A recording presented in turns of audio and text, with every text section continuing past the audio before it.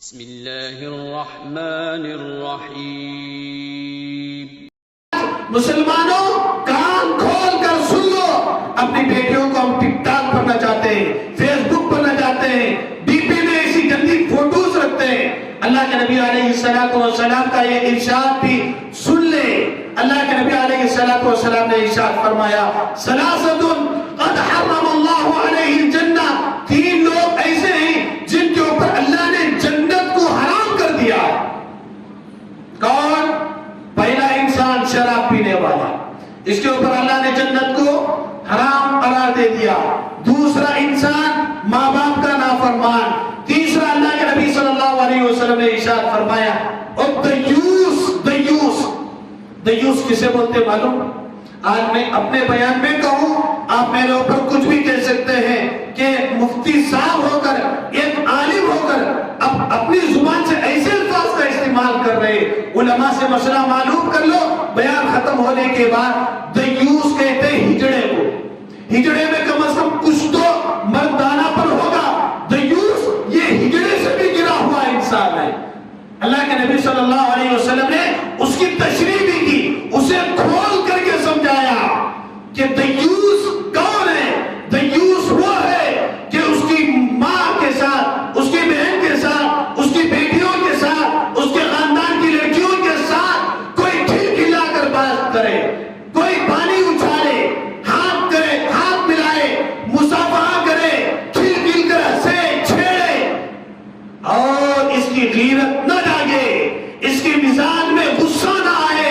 اللہ کے نبی صلی اللہ علیہ وسلم نے فرمایا یہ دیوس ہے۔ دیوس ہجڑے سے بدتر انسان کو کہتے ہیں۔ اللہ کے نبی علیہ السلام نے ارشاد فرمایا کہ اللہ نے اس دیوس کے اوپر بھی جنت کو حرام قرار دے دیا۔ کسے قرار دیا؟ جہنم کو۔ اندر ہونا غیرت نہ ہو۔ ہماری بیوی کسی کو کلے سے کلہ بھی لگائے، کوئی بات نہیں یار، کوئی بات نہیں۔ ہماری لڑکیاں غیروں کو ہاتھ ملائے، پھر بھی کوئی بات نہیں۔ یہ اندر کیا ہے؟ غیرت بڑھ چکی ہے، شرم بڑھ چکی ہے۔ میں اللہ کے قسم کھانے کے لیے تیار، کہیں ایک سے 4 جگہ اس چیز کا سامنا کرنے کا مجھے موقع ملا ہے۔ میں بے نمازیوں کی بات نہیں کرتا، میں داڑھی بڑھوں کی بات نہیں کرتا، میں جو ہے دین سے دور لوگوں کی بات نہیں کرتا۔ اچھے اچھے پہلے سب کے نمازی، اچھے اچھے حاجی، اچھے اچھے مسجدوں کے صدر، مسجدوں کے سیکریٹری، عقیقے کی مجلس ہے، شادی کی مجلس ہے، یا کوئی اور پروگرام کی مجلس ہے، اور شادی کے اندر، ولیمے کے بس کے اندر مرد بھی ہیں، عورتیں بھی ہیں، وہاں پر نوجوان لڑکے لڑکیوں کو دیکھ کر یہ ٹیم بنا کر 10-12 لڑکے ایک ساتھ چیخ کر سیٹی مار کر ہنستے ہیں۔ یہ سارے حاجی، یہ سارے نمازی، یہ سارے پہلے سب کے مصلی ہجڑا بن کر، مٹھوس بن کر، زبان پر لگام لگائے ہوئے ہجڑوں سے بدتر چہرہ اپنا کر بیٹھتے ہیں۔ میں کہتا ہوں کم از کم اتنی تو غیرت تو پیدا کرو۔ میں یہ کہتا ہوں کم از کم آپ نماز نہ پڑھو، آپ چہرے پر داڑھی نہ رکھو، آپ قرآن پاک کی تلاوت مت کرو، آپ جماعت میں مت جاؤ، آپ صدقہ نہ کرو، خیرات نہ کرو، کم از کم اپنے اندر غیرت تو پیدا کرو۔ یار میرے گھر کا فنکشن ہے، اس میں کس کا اختیار چلتا ہے؟ ارے بولے بھائی، میرا اختیار چلتا نا۔ میرے گھر کے فنکشن کے اندر جہاں ایک طرف لڑکیاں ہیں، ایک طرف لڑکے ہیں، اب لڑکے گروپ بنا کر، ٹیم بنا کر، سیٹی مار کر، کھل کھلا کر ہنس رہے۔ اللہ کی قسم مجھے مر کر اللہ کو جواب دینا، ناگمنگل کے اندر اچھے اچھے ذمہ داروں کو میں نے اپنی آنکھ سے دیکھا ہے، اچھے اچھے حاجیوں کو میں نے اپنی آنکھ سے دیکھا ہے، اچھے اچھے حج و عمرہ کرنے والوں کو میں نے اپنی آنکھ سے دیکھا ہے، اچھے اچھے مسجد کے ٹریکٹریوں کو میں نے اپنی آنکھ سے دیکھا ہے۔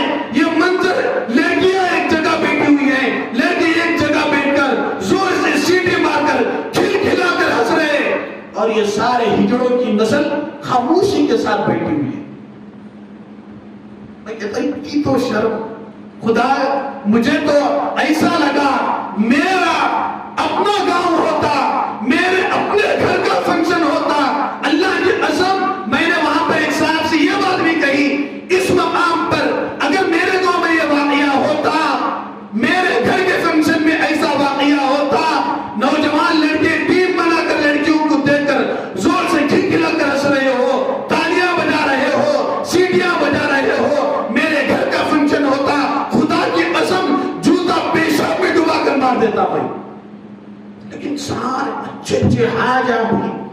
اتنے دائرہ ان کی بمبئی کو لگ سے آرام کے ساتھ بیٹھے ہوئے ہیں. غیرت مر چکی ہے, شرم مر چکی ہے.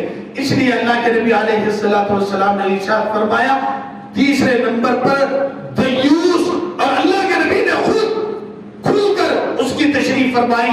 دیوس انسان وہ ہے اس کی عورتوں کے ساتھ کوئی غیر محرم کھلکھلا کر ہنسے, چھیڑخانی کرے اور اس سے غصہ ہی نہ آئے. اللہ کے نبی صلی اللہ علیہ وسلم نے فرمایا یہ میری اپنی لینگویج نہیں, آپ علماء کرام سے مسئلہ معلوم کر لیں. اللہ کے نبی صلی اللہ علیہ وسلم نے فرمایا کہ وہ مرد کیا ہے, دیوس ہے, ہجڑے سے بھی بدتر ہے. اور ایک موقع پر اللہ کے نبی صلی اللہ علیہ وسلم نے ارشاد فرمایا کہ جو عورت جو ہے باہر نکلتی ہے خوشبو لگا کر اس نیت سے نکلتی ہے کہ میرے جھلک سے کہ میرے جانے کا پتہ چلے, لوگ میری جانب متوجہ ہوں, جو عورت اپنے گھر سے عطر کا استعمال کر کے باہر نکلتی ہے, اللہ کے نبی علیہ السلام نے ارشاد فرمایا صحابہ کے مجمع میں یا قضا و قضا و قضا کہ یہ عورت ایسی ہے ایسی ہے ایسی ہے.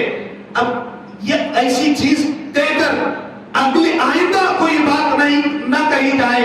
لوگوں کے اندر ایک فکر ہوتی ہے نا, ایسی ہے ایسی ہے کیسی ہے, بھئی اندر سے ایک طرف پیدا ہوتی نہیں ہوتی. سمجھ میں نہیں آیا. اللہ کے نبی صلی اللہ علیہ وسلم نے ارشاد فرمایا کان کھول کر سنو اس کی اہمیت کو بتانے کے لیے. اللہ کے نبی نے فرمایا کہ کوئی عورت گھر سے خوشبو لگا کر باہر نکلتی ہے, صحابہ کے سامنے فرمایا ہی قضا و قضا و قضا کہ عورت ایسی ہے ایسی ہے. صحابہ نے پوچھا کہ اللہ کے نبی صلی اللہ علیہ وسلم بتا دیجئے وہ عورت کیسی ہے. کس سے پوچھ رہے؟ اللہ کے نبی. پوچھنے والے کون؟ جواب دینے والے مسجد عمر فاروق کے مفتی صاحب کون؟ اللہ کے نبی صلی اللہ علیہ وسلم نے فرمایا ہوئی ہے زانیہ, وہ عورت رنڈی ہے. کیا فرمایا؟ کس نے فرمایا؟ اللہ کے نبی صلی اللہ علیہ وسلم کے الفاظ. تو اس لیے میں پردے کے بارے میں, برقعے کے معاملے میں کہتا ہوں اس کا دیندار ہونا ضروری نہیں ہے. اندر غیرت شرم نام کی چیز ہے. حضرت میری بیوی بھاگ کر چلی گئی, میں اسے طلاق بھی دے کر نہیں ہوں اور انہیں خلا بھی لے کر نہیں ہے. چلو اب کہاں ہے بھی, انہیں اس کے بھونی کے ساتھ جا کو نکاح پڑھا لیا. کیا کر لی؟ ہمیں کیا بات ہے یہ مولوی صاحب کی بات سمجھ میں آتی نہیں نا. کیا جی ان سے بھی پردہ کرو ان سے بھی پردہ کرو, وہ کزن ہے, ایکچولی یہ ہے ایکچولی وہ ہے, وہ تو سالی ہے وہ تو بہنوی ہے. ایک سالی میں اور بہنوی میں محبت ہو جاتی ہے. وہ مشہور بھی ہے نا, سالی آدھے گھر والی کہتے ہیں. مولوی صاحب کی بات پردے کی بات سمجھ میں نہیں آتی. مولوی صاحب کو کیا سمجھتی ہیں, پرانے زمانے کے اللہ کے قسم پردہ برقع حجاب وقت سے پہلے سمجھ کر اس پر عمل کرنے کی کوشش کرو. علماء کو تانے مت دو, علماء کو تانے تشریح کا شکار مت کرو. آج علماء کی بات سمجھ میں آ سکتی ہے, عمل کر لو, ورنہ علماء کی بات اس وقت انشاءاللہ ضرور سمجھ میں آئے گی جب بیٹیاں اوروں کے ساتھ جا کر زنا میں مبتلا ہو کر جو نرسنگ ہوم میں حرام کا بچہ پیدا کر رہی ہوگی. اس وقت تو بات سمجھ میں آ جاتے مولوی صاحب کیا بولتے. کتنے لوگ ایسے شادی کی دوسرا سالی سے بھی شادی کر کر دونوں کو الگ الگ کر کے رکھے ہوئے ہیں. میں انڈیا پاکستان کی بات نہیں کرتا, یہ لوگ آپ نے بھی دیکھا ہے, کہاں کی بات میں نہیں بولتا. اور پھر بھی کیا بولتی میں مولوی صاحب کیا جو اتنا ٹیٹ کرتی اتنا برقعے کے بارے میں اتنا بھی اسٹیٹ کرنے کا کیا بھی نہیں ہے. اگر یہ چیز نہ ہوتی تو بہن بھی اپنی شادی کے ساتھ کیوں یہ حرکت کرتی. تو بہرحال اس سے متعلق اور بھی بے شمار باتیں ہیں, انشاءاللہ آئندہ جمعہ بتانے کی کوشش کروں گا. آمین. وآخر دعوانا الحمدللہ رب العالمین.